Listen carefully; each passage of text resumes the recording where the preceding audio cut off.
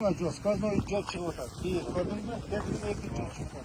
O gördün mü yol gelip, bunlar para, hep kulağında yol, hala bir, iki, üç cevap verdi.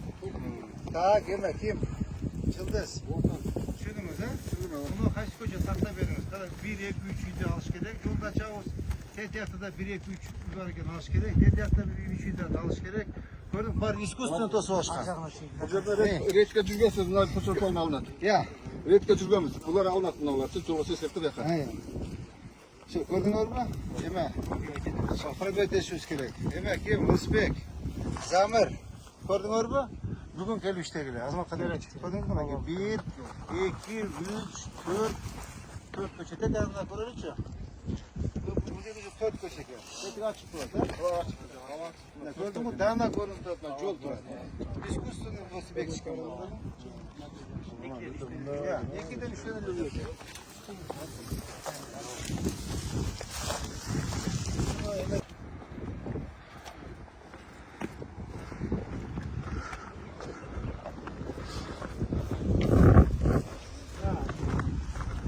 Bu yerde daha. Evet, zamırık başış. Zamırık başış. Azamat kanıymış. Gördünüz mü? Bu yerde de var ki bunlar. Zamırık başış. Ses kim bunlar? Sen kara. Bunlar bir, bu tarafta. Gördün mü bunlar? Var mı? Açıyoruz gerek. Yaşlı dışarı çeyin. Yaşlı direkt dışarı çeyin. Şunları da atış gerek ama. Hey. O sonunda 1, 2, 3, 4, 5 koç var.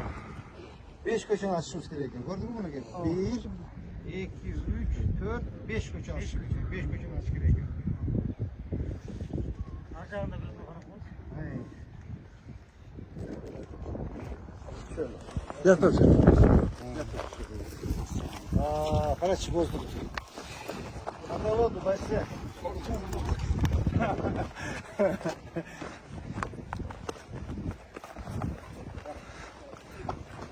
Ömrünü çıkmasana göre ya.